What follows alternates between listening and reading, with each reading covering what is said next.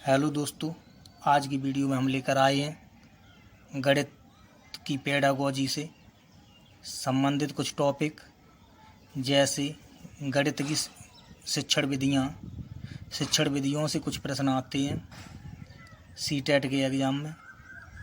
Pedagogy देखते हैं कि हमारी गणित की शिक्षण विधियाँ कौन सी होती हैं। केवल हमें तथ्यों को जानना है कि कौन सी विधि में कौन सी चीज़ होती है और कौन सी चीज़ नहीं होती है। केवल इतनी बात को हमें याद रख के चलना है।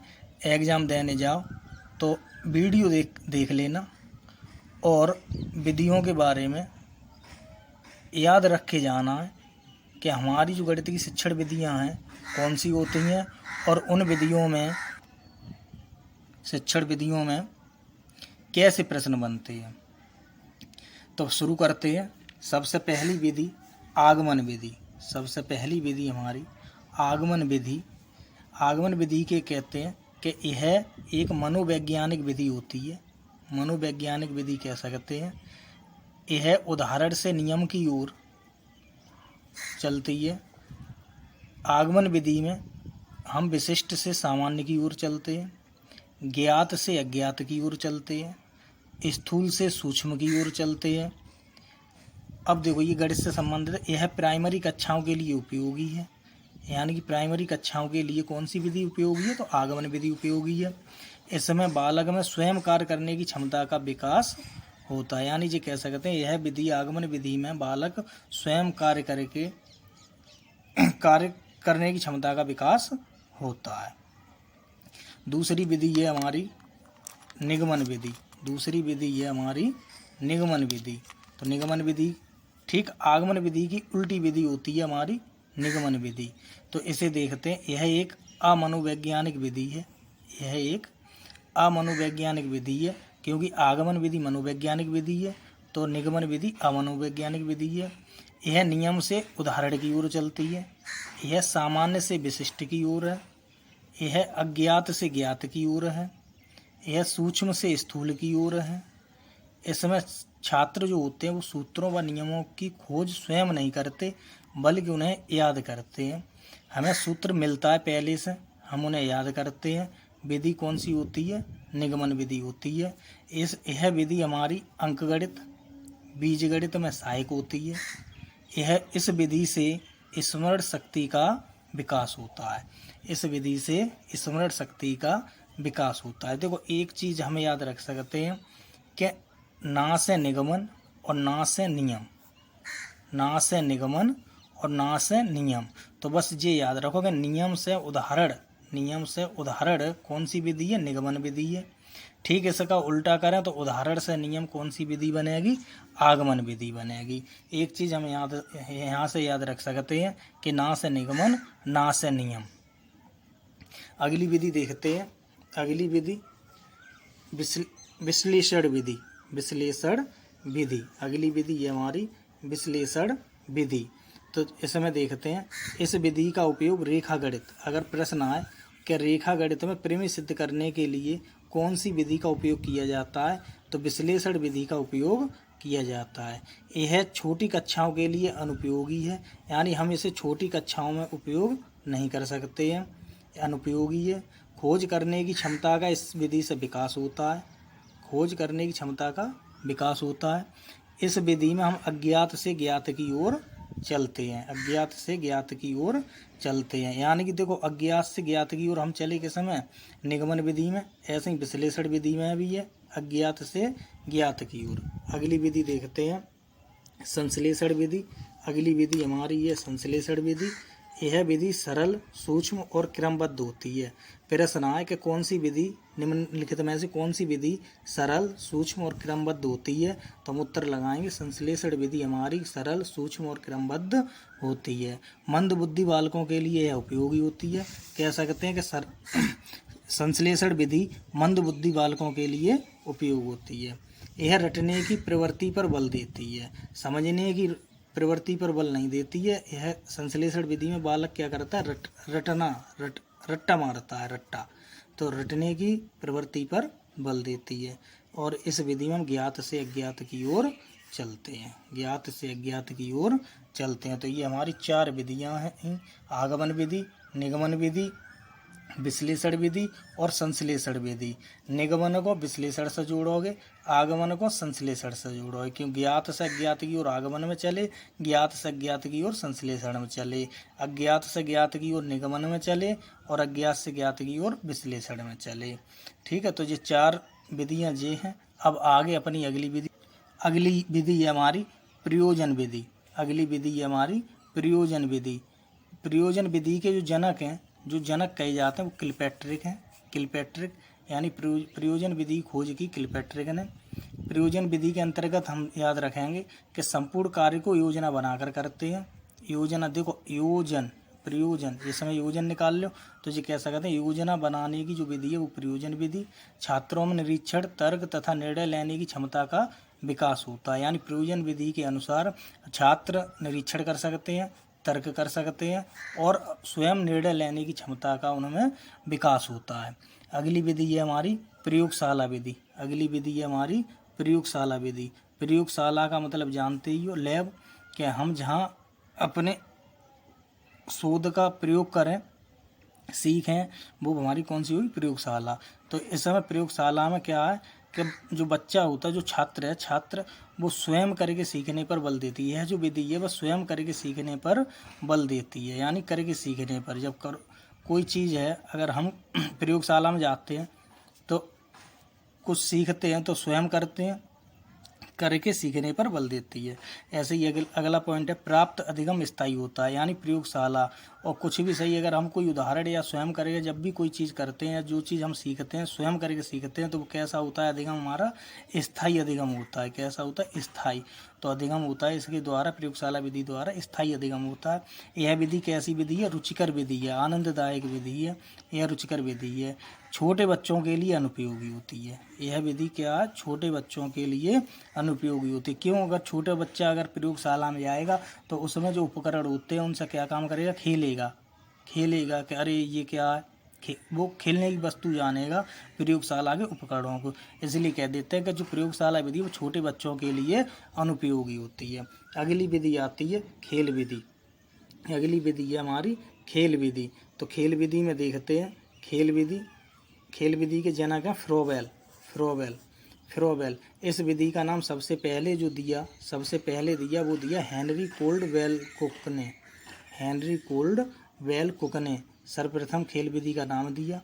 यह छोटे बच्चों के लिए उपयोगी है। छोटा बच्चा वैसे भी सब कौन सी चीज़ को सबसे ज़्यादा पसंद करता है, तो खेल को पसंद करता है। तो इसलिए कह देते हैं कि छोटे बच्चों के लिए सबसे उपयोगी विधि खेल विधि होती है। बच्चों का सर्वांगीण विकास होता है, यानी खेल के माध्यम से बच्चे का सर्वांगीण विकास होता है। इस विधि में करो और सीखो के सिद्धांत पर बल देती है। यह विधि जो है वो करो और सीखो के सिद्धांत पर बल देती है। शारीरिक रूप से पिछड़े बालकों के लिए यह विधि अनुपयोगी होती है। तो ये बात तो सभी को पता है कि अगर कोई मान लो विकलांग है तो विकलांग के लिए वो खेल विधि क्या हर जगह एडजस्ट नहीं कर सकता है विकलांग। ठीक, तो इसलिए कह देते हैं कि जो विकलांग या जो पिछड़े बालक हैं कैसे भी सही पिछड़े बालक हैं किसी भी तरीक़ा से सही, तो वो उनके लिए जो खेल विधि है वो रुचिकर नहीं होती है। व्याख्यान विधि। अगली विधि है हमारी व्याख्यान विधि। तो व्याख्यान का मतलब है जब हम कोई क्लास लेते हैं तो क्लास में खड़े होकर के जो व्याख्यान देते हैं, ठीक है, जो चीज़ हम पढ़ाते हैं बोल करके, वो विधि हमारी कहलाती है व्याख्यान विधि। तो व्याख्यान विधि तर्कपूर्ण होती है, व्यवस्थित होती है और आकर्षित होना। जो एक शिक्षक है, अगर कोई शिक्षक है तो शिक्षक जो अपना व्याख्यान देता है तो उसका व्याख्यान कैसा होना चाहिए, तर्कपूर्ण होना चाहिए, व्यवस्थित होना चाहिए और आकर्षित होना चाहिए। तभी वो क्लास कैसी रहेगी, सक्षम रहेगी और वो व्याख्यान विधि कैसी रहेगी, अच्छी रहेगी। अगली व्याख्यान विधि जो सिद्धांत पर बल देती वो देती करके सीखने सिद्धांत पर बल नहीं देती है। करके सीखने सिद्धांत पर बल नहीं देती है। करके सीखने सिद्धांत पर कौन सी विधि बल देती थी, तो प्रयोगशाला विधि। कौन सी विधि बल देती थी, प्रयोगशाला विधि। व्याख्यान विधि करके सीखने सिद्धांत पर बल नहीं देती, क्योंकि इसमें जो छात्र होता है वो स्वतंत्र नहीं होता है। जो सामने जो शिक्षक है या कोई जो जो व्याख्यान देने वाला है वो जो व्याख्यान देगा उसी पर डिपेंड करेगा सामने वाले की स्थिति। तो छात्र इस समय कैसे होते हैं, निष्क्रिय होते हैं। वो कहते हैं कि छात्र कैसे होते हैं, निष्क्रिय होते हैं। अगली विधि अपनी देखते हैं। अगली विधि अनुसंधान विधि। अनुसंधान विधि, अनुसंधान विधि। तो अनुसंधान विधि में याद रखना कि अनुसंधान विधि के जो जनक हैं वो हैं आर्मस्ट्रॉन्ग। जनक हैं वो कौन है, आर्मस्ट्रॉन्ग। जैसा मैंने बताया प्रयोजन विधि के जनक जो थे वो किलपैट्रिक थे, ऐसे ही हमें पता है कि अनुसंधान विधि के जो जनक हैं वो हैं आर्मस्ट्रॉन्ग। अनुसंधान विधि को इंग्लिश में कह देते हैं heuristic method. Heuristic method, heuristic जो शब्द है वो ग्रीक भाषा के ह्यूरिस्को शब्द से मिलकर बना है, निकला है। ग्रीक भाषा के ह्यूरिस्को शब्द से ह्यूरिस्टिक शब्द बना है। ह्यूरिस्को शब्द का अर्थ होता है मैं खोजता हूँ। तो अनुसंधान का मतलब होता है खोजना। अनुसंधान का मतलब होता है खोज करना। अब देखो इसमें कहा स्वयं खोज करके या अपने आप सीखने की विधि है, यानी स्वयं खोज करो या अपने आप सीखने की क्या होती है, अनुसंधान विधि एक विधि है। छात्र स्वयं अन्वेषण यानी खोजकर्ता बन जाता है। इस विधि में क्या जो छात्र होता है वो स्वयं खोजकर्ता बन जाता है। असाधारण बुद्धि वाले बालकों के लिए, असाधारण बुद्धि वाले बालकों के लिए यह विधि होती है। असाधारण बालकों के लिए यह विधि होती, क्योंकि खोजकर्ता बनना हर किसी बच्चे में, हर बच्चे की काबिलियत नहीं होती है। क्योंकि कुछ बच्चों का लेवल थोड़ा नीचे रहता है, कुछ बच्चों का लेवल थोड़ा ऊपर रहता है। तो ज़्यादा जो असाधारण बालक होते हैं, साधारण बालकों के लिए यह विधि नहीं है, असाधारण बालकों के लिए यह विधि होती है। अगली विधि है समस्या समाधान विधि। समस्या समाधान विधि, तो समस्या समाधान विधि के जो जनक हैं वो हैं सुकरात या सेंट थॉमस। सुकरात या सेंट थॉमस। अपेक्षित गणितीय संबंधों की खोज करना, अपेक्षित गणितीय संबंधों की खोज करना जो कौन सी विधि में, समस्या समाधान विधि में। उपकल्पनाओं का निर्माण करना, उपकल्पनाओं का निर्माण करना। छात्र सोचने के लिए प्रेरित होते हैं। ये तीनों ही चीज़ें जो हैं वे हमें सुकरात से याद रख सकते हैं। अगर किसी ने सुकरात का पाठ पढ़ा हुआ सोक्रेटिस, तो इस समय का काम करते थे, सुकरात जहाँ खड़े हो जाते थे वहाँ कुछ ना कुछ अपनी कल्पनाओं के बारे में भाषण देते थे। अपनी कल्पना, अपने विचार, कल्पना या अपने विचारों को रखते थे। चाहे वो बाजार में खड़े हो जाते थे, चाहे 10 लोग होते थे वहाँ खड़े हो जाते थे। सुकरात की केवल एक बात थी कि वे अपने विचारों का प्रदान करते थे, वहाँ जहाँ खड़े हैं वहीं शुरू हो जाते थे। ठीक है, तो जी हमारी विधियाँ हो गई। 10 विधि हमने पढ़ी हैं। समस्या समाधान विधि, खेल विधि, अनुसंधान विधि, प्रयोगशाला विधि, प्रयोजन विधि, निगमन विधि, आगमन विधि, विश्लेषण विधि, संश्लेषण विधि। अब आगे देखते हैं गणित शिक्षण सहायक सामग्री, यानी पहले देखते हैं सहायक सामग्री का। सहायक सामग्री का उपयोग क्या होता है कि अगर हम देखें शिक्षण में हमें जो सहायक सामग्री है वो उससे फ़ायदा क्या होता है, तो यह विषय वस्तु को सरल कैसी बनाती, सरल बनाती है, रुचिकर बनाती है एवं सार्थक बना देती है। सरल, रुचिकर एवं सार्थक बना देती है। सहायक शिक्षण सामग्री से कौन सी चीज़ कम होती है, तो रटने की प्रवृत्ति कम करती है। यह जो सहायक सामग्री होती है, शिक्षण सहायक सामग्री, वो रटने की प्रवृत्ति को हमारी कैसी कर देती है, कम कर देती है। ऐसे ही हम देखें तो वर्गीकरण, इसका वर्गीकरण तो एक होता है ज्ञानेंद्रियों के आधार पर, एक होता है हमारा तकनीकी आधार पर, तकनीकी के आधार पर। ठीक है, तो हम ज्ञानेंद्रियों के आधार पर देखते हैं। जैसे पहला देखो श्रव्य सामग्री। श्रव्य सामग्री क्या, श्रव्य सामग्री, दृश्य सामग्री, श्रव्य दृश्य सामग्री, क्रियात्मक सामग्री।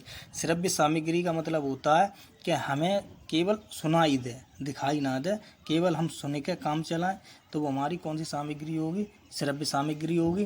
तो इसके अंतर्गत आते हैं रेडियो। रेडियो सबने सुना होगा, देखा होगा कि रेडियो में केवल आवाज़ आती है, चित्र नहीं आते हैं। टेप रिकॉर्डर जिसमें कैसेट लगती थी, या आप चिप मान लो कि चिप लगती है, केवल चिप लगती है तो उसमें चित्र नहीं आते हैं, आवाज़ आती है। ग्रामोफोन, लाउड स्पीकर और फोनोग्राफ, ये सब हमारे कैसे हैं, tape recorder, gramophone, loud speaker और फोनोग्राफ, ये सब हमारी श्रव्य सामग्री के अंतर्गत आते हैं। दृश्य सामग्री, दृश्य सामग्री का मतलब होता है हमें दिखाई दे, हमें दिखाई दे लेकिन उसमें आवाज़ ना आए। जैसा मान लो ग्लोब है, सबसे अच्छा उदाहरण है ग्लोब। ग्लोब है कि हमें पृथ्वी का प्रतिरूप है, पृथ्वी का प्रतिरूप है कि पृथ्वी का हमें अनुभव कराता है कि हमारी पृथ्वी कैसी है, कि ग्लोब के आकार की है। तो ग्लोब हमें क्या काम करता है, वो आवाज़ नहीं आएगी लेकिन हमें दिखाई देगा कि हमारी जो पृथ्वी है वो ये यहाँ पे हैं ग्लोब में। तो एपीस्कोप, ऐसे ही प्रतिमान एक चीज़ होती है, प्रतिमान एक होती है एपीस्कोप, फैनल बोर्ड, बुलेटिन बोर्ड, एपिडाइस्कोप, सिरोपरि प्रक्षेपी और सूक्ष्म प्रक्षेपी।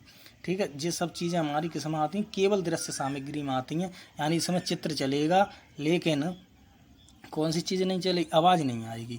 फिर तीसरे नंबर पर आता है श्रव्य दृश्य सामग्री, यानी आवाज़ और चित्र दोनों चलें, हमें चित्र भी दिखाई दे आवाज़ भी दिखाई दे। जैसा हम कोई फिल्म देखते हैं तो फिल्म में हमें चित्र भी दिखाई देता है और हमें आवाज़ भी सुनाई देती है, दोनों चीज़ें हमें मिलती हैं। तो अगर हम देखेंगे, और फिल्म किस में देखेंगे, टीवी में, टेलीविज़न में, तो टेलीविज़न जो है वो किस में जाएगा, तो वो जाएगा श्रव्य दृश्य सामग्री में। जैसे इसमें एक देखा कठपुतली जब भी दिखाई जाएंगी तो उसमें आवाज़ भी आएगी, चित्र भी आएंगे। टेलीविज़न है, बोलते चलचित्र हैं और कंप्यूटर है। ये सब हमारी किस में जाएंगे, ये हमारे सब हैं श्रव्य दृश्य सामग्री। केवल अनुमान, अगर जब भी कोई इस तरीके से प्रश्न आए कि ये श्रव्य सामग्री है, दृश्य सामग्री है या श्रव्य दृश्य सामग्री है, तो हमें केवल अपने और पास एग्जाम्पल करके देख लेना है। अगर कोई चीज़ हमें पता है, हमें अगर उन ऑप्शन में हमें ये जानकारी कि जे होती है उसके बारे में हम जानते हैं, तो ये देख लेना है कि उसमें चित्र आते हैं कि या केवल आवाज़ आती है या चित्र और आवाज़ दोनों आते हैं, तो बस उसी के अनुसार हम लगा देंगे। अगला एक और होता है इसमें क्रियात्मक सामग्री, जैसे केवल उसमें कार्य हो, क्रिया हो, तो वो हमारी कहलाई क्रियात्मक। जैसे प्रयोगशाला में क्या काम करते हैं, हम खुद करते हैं, क्रिया करते हैं, तो जो प्रयोगशाला होगी किस में, क्रियात्मक सामग्री में। जैसे रोल प्ले, किसी का हम रोल करें तो वो भी किस में होता है, क्रियात्मक सामग्री में होता है। मेला देखते हैं, मेला क्रियात्मक सामग्री में होता है। किसी चीज़ का हम सर्वेक्षण करें, किसी चीज़ कहीं पर हम भ्रमण करने जाते हैं, तब भी क्या है, हमारा क्रियात्मक सामग्री है। परियोजना हमारी कैसी है, क्रियात्मक सामग्री है। प्रदर्शनी करें, किसी चीज़ की हम प्रदर्शनी करें तो वो भी हमारी कैसी है, क्रियात्मक सामग्री है। तो ये हमारी कुछ सामग्रियाँ हैं। अब सामग्रियाँ जो हमारे ज्ञानेंद्रियों के आधार पर हैं, जैसे श्रव्य सामग्री, दृश्य सामग्री, श्रव्य दृश्य सामग्री और क्रियात्मक सामग्री। ऐसे ही तकनीकी आधार पर हम कह सकते हैं हार्डवेयर और सॉफ्टवेयर। ये बात हम कह सकते हैं, हार्डवेयर और जो सॉफ्टवेयर, जो हार्डवेयर वगैरह जो भी ये चीज़ें जिसमें भी आएंगी वे सब किस में जाएंगी, तकनीकी के आधार पर जाएंगी, या तकनीकी के आधार पर। ठीक है, अब आगे चलते हैं। गणित शिक्षण में कुछ संबंधित जो सामग्री होती है उसमें कुछ नाम देते हैं कि ये चीज़ जो है वो गणित में किस को समझाने के काम आती है, हमें मतलब ये है कि इस चीज़ से कि हमें गणित में कौन सी चीज़ जल्दी समझ में आ सकती है, हम बच्चे को कौन सी चीज़ समझा सकते हैं। जैसे पहले नंबर पे आता है अबेकस को कह देते हैं गिनतारा। तो गिनतारा का हम जो सबसे ज़्यादा उपयोग करते हैं वो करते स्थानीय मान को समझने में। और गिनतारा जो होता है ये कैसा होता है, यह एक प्राचीन यंत्र होता है। और एक चीज़ है कि गिनतारा से हम गणित की संक्रियाओं को भी समझ सकते हैं। गणित की संक्रियाएँ कितनी होती हैं, तो ये याद रखना 4 होती हैं, जोड़, घटाया, गुणा और भाग। घटाना जैसे जोड़ को जोड़ कह सकते हो, योग कह सकते हो। ऐसे ही जब घटाना की बात आएगी तो घटाना को नाम याद रखना व्यवकलन के घटाना को हम क्या कहते हैं, व्यवकलन कहते हैं। ऐसे ही अगला जो नाम है वो है ग्रिड पेपर या संख्या चार्ट। ग्रिड पेपर या संख्या चार्ट का काम होता है। इसके द्वारा हम दशमलव संख्याओं को लिखने में सिखा सकते हैं। दशमलव संख्या है कोई, अगर वो त्रुटि है तो उसे हम त्रुटि रहित कर सकते हैं। तो दशमलव संख्याओं को त्रुटि रहित लिखने में ऐसे ही आगे देखते हैं दशमलव संख्याओं के स्थानीय मान ज्ञात करने में। ये कहें कि ग्रेड पेपर या संख्या चार्ट का उपयोग कहाँ होता है, तो दशमलव संख्या में होता है। दशमलव संख्या को त्रुटि रहित करने में, दशमलव संख्याओं के स्थानीय मान ज्ञात करने में। अगला आता है ग्राफ पेपर, ग्राफ पेपर या आलेख पेपर, ग्राफ पेपर या आलेख पेपर। इसका काम कहाँ होता है, तो 2D आकृतियों को समझने में और क्षेत्रफल और परिमाप को समझने में। 2D आकृतियाँ हैं, 2D यानी द्विविमी, द्विविमी 2D को और क्या कह देते हैं, द्विविमी। कि द्विविमी आकृति जो हैं वो कैसी आकृति, उन्हें हम किसके द्वारा समझ सकते हैं, तो ग्राफ पेपर या आलेख पेपर के द्वारा समझ सकते हैं। ये कह सकते हैं क्षेत्रफल या परिमाप किसके द्वारा समझ सकते हैं, तो ग्राफ पेपर या आलेख पेपर के द्वारा समझ सकते हैं। अगला आता है डॉट पेपर या बिंदु सीट, डॉट पेपर या बिंदु सीट। जिसका मतलब होता है ज्यामिति संकल्पनाओं को समझने में, ज्यामिति आकृतियों में सममित जानने में, सममित जानने में। तो ज्यामिति से अगर संबंधित कुछ भी प्रश्न आए तो संकल्पनाओं को और आकृति सम्मित तो हम लगाएंगे डॉट पेपर और बिंदु सीट। अगला है जियो बोर्ड, अगला है जियो बोर्ड। जियो बोर्ड की बात करें तो 3D आकृतियों को समझने में, यानी कि त्रिविमी, यानी कि त्रिविमी आकृतियों को समझने में, और है ज्यामिति आकृतियों की विशेषताओं को समझने में। अगर विशेष ज्यामिति में अगर विशेषता की बात करें तो जियो बोर्ड लगाएंगे, ज्यामिति में अगर हमें सममित की बात करें या संकल्पना की बात करें तो हम डॉट पेपर या बिंदु सीट लगाएंगे। ठीक है। अगला आता है हमारा जियो बोर्ड हो गया। डीन्स ब्लॉक, डीन्स ब्लॉक, तो डीन्स ब्लॉक से प्रश्न शायद आया भी है। तो डीन्स ब्लॉक का जो उपयोग होता है वो सबसे ज़्यादा होता है गणित संक्रियाओं में, यानी कि योग और व्यवकलन में, और फिर होता है बच्चों के बुनियादी गणित का समर्थन करने के लिए। बच्चों के जो बुनियादी गणित होता है उसे अगर हमें बढ़ाना है या उसका हमें समर्थन करना है तो हमें किसकी ज़रूरत पड़ेगी, हमें ज़रूरत पड़ेगी डीन्स ब्लॉक की। तो डीन्स ब्लॉक की तो इतनी चीज़ हमें याद रखे चलनी है, इतनी चीज़ें हमें याद रखे चलनी है कि ग्राफ पेपर में हमें 2D चाहिए, ग्राफ पेपर या आलेख पेपर से हम 2D पढ़ा सकते हैं, और डीन्स ब्लॉक और हमें जियो बोर्ड, जियो बोर्ड से हम किसे पढ़ा सकते हैं, 3D पढ़ा सकते हैं। अच्छा 2D और 3D, द्विविमी और त्रिविमी, द्विविमी और त्रिविमी, इनमें अंतर क्या होता है, तो इसमें लंबाई और चौड़ाई दो चीज़ें होंगी। इसमें लंबाई, चौड़ाई और ऊंचाई 3 चीज़ें होंगी। दूसरी बात, अगर इसे पहचानना है, अगर इसे पहचानना है तो पहचान के लिए कह सकते हो, पहचान के लिए कह सकते हो जो चीज़ को हम पकड़ लें, जो चीज़ को हम पकड़ लें वो 3D में आएगी, जिस चीज़ को हम ना पकड़वाएं वो 2D में आएगी। कुल मिला के इतनी बात याद रख लेना कि जैसा वर्ग है, वर्ग है, वृत्त है, आयत है, ये सब कौन सी आकृति के हैं, 2D आकृति के हैं। ऐसे ही घन है, घनाभ है, बाल्टी है, ये सब कौन सी आकृति में जाएंगे, गोला है, गोला है, ये सब 3D आकृति में जाएंगे। 3D की हर एक चीज़ को हम पकड़ सकते हैं। जैसे घनाभ की बात करें तो ईंट ले लें, ईंट, ईंट को हम क्या कर सकते हैं, पकड़ सकते हैं। लेकिन वर्ग, वर्ग अगर हम कहेंगे किसी कमरे का फर्श, किसी कमरे का फर्श, किसी कमरे का फर्श, तो अगर फर्श की बात करें, फर्श की बात करें तो बताओ फर्श को पकड़ सकते हो, नहीं पकड़ पाओगे। तो इतनी बात याद रख लेना। अगर एग्जाम्पल पूछा जाए कि 2D और 3D में क्या अंतर होता है, तो 2D और 3D में यह 2D और 3D, 2D के बारे में हमने जाना कि हम 2D आकृति को, 2D जो वस्तुएं होती हैं उन्हें हम पकड़ नहीं सकते हैं, और 3D जो वस्तुएं होती हैं उन्हें हम पकड़ सकते हैं। ठीक है, उठा सकते हैं। जिन्हें हम उठा लें, जिन्हें हम पकड़ लें वो हमारी आकृति 3D में जाएगी, जिन्हें हम ना पकड़ पाएँ वो आकृति हमारी 2D में जाएगी। आगे जो है एक सवाल और आता है घड़ी में, एक सवाल और आता है घड़ी में, घड़ी में आता है कोण। सीधे सीधे देख लेते हैं। कोण होते तो बहुत टॉपिक हैं घड़ी में। जब घड़ी एक पूरी एक वीडियो बनेगी, 1 या 2 वीडियो घड़ी से बनेंगे तब पूरा बताया जाएगा। अभी केवल अपने एग्जाम की दृष्टि से एक सवाल कर लो कि हम कोण कैसे निकालेंगे। जैसा मान लो प्रश्न कहता है, प्रश्न कहता है कि 2:30 बजे 2:30 पर, ठीक है, घड़ी की मिनट और घंटे की सुइयों के बीच कितने अंश का कोण बनेगा, कितने अंश का कोण बनेगा।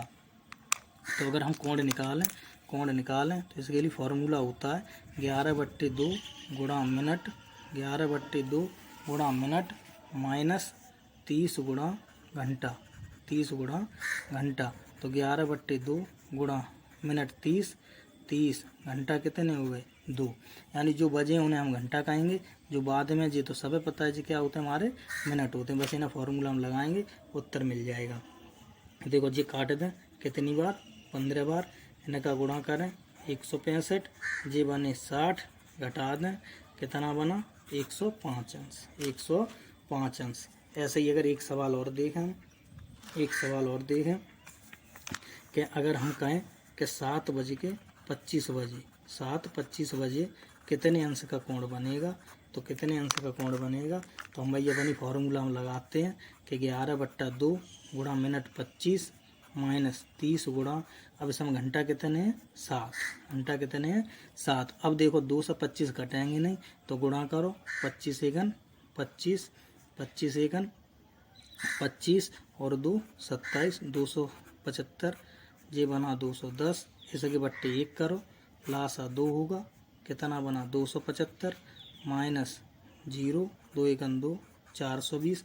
अब 420 में से अगर हम 275 घटाएं तो 10 में से 5 गए कितने 5, यहाँ कितना बचा 11 में 7 गए 4, 3 में से 2 गए 1, 145/2। देखो चाहे कम में ज़्यादा घटा, ज़्यादा में से कम घटा, जब भी घड़ी में कोण निकालें, कोण हमेशा जो बचेगा वो प्लस में ही है, प्लस में ही मान के चलेंगे, माइनस लगाने की ज़रूरत नहीं है। तो यहाँ देखो 2 सत्ते 14, 2 दूनी 4 और 2 कितना बचा 1, 2 पंजे 10, ये कह सकते हैं 72.5 अंश, 72.5 अंश।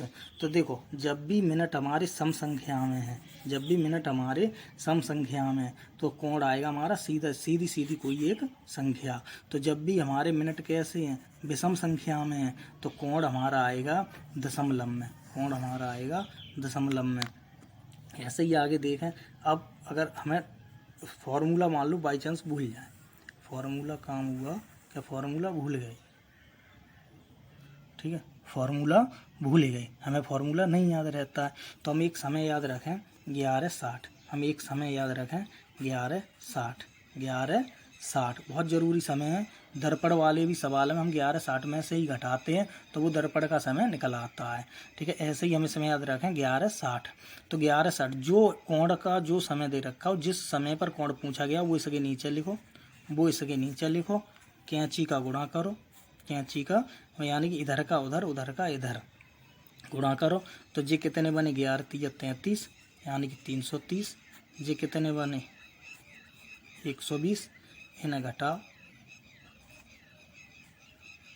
110, जो आए उसे आधा कर दो,